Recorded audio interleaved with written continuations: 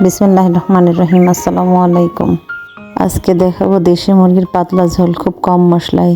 এই তো বাড়িতে আমরা কিছু দেশি মুরগি লালন পালন করি, সেখান থেকে 2টা লাল মুরগি ধরে নেব। 2টা আমি কেটে ধুয়ে পরিষ্কার করে নিয়েছি।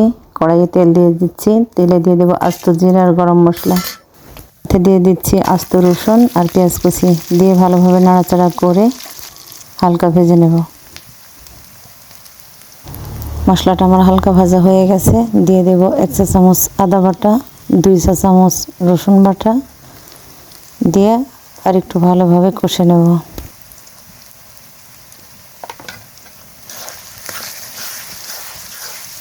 সামান্য পরিমাণ পানি দিয়ে মশলাটা আরও ভালোভাবে কষিয়ে নেব।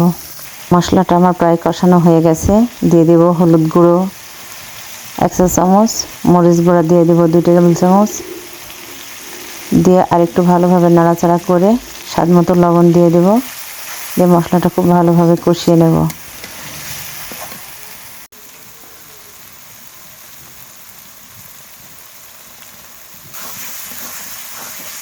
মশলাটা আমার কষানো হয়ে গেছে, তেল ছেড়ে দিয়েছে। দিয়ে দেব আগে থেকে কুটে ধুয়ে রাখা মুরগির মাংস দিয়ে ভালোভাবে কষে নেব। আমি কোনো রেসিপি শেখাচ্ছি না, আমি নিজে যেটা বাড়িতে রান্না করি ঠিক সেটাই আপনাদের সঙ্গে শেয়ার করছি। ঢাকনা দিয়ে ঢেকে খুব ভালো করে কষে নেব। পানি ছেড়ে দিয়েছে, পানিটা শুকিয়ে আসা পর্যন্ত মুরগির মাংসটা কষে নেব। মুরগির মাংসটা আমার খুব সুন্দরভাবে কষানো হয়ে গেছে।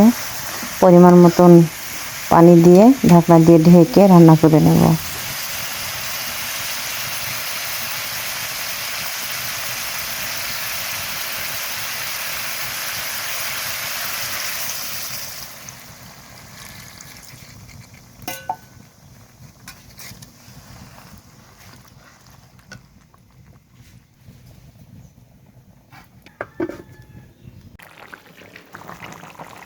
মাংসটা আমার হয়ে গেছে, ভাজা জিরার গুঁড়া দিয়ে নামিয়ে নেব।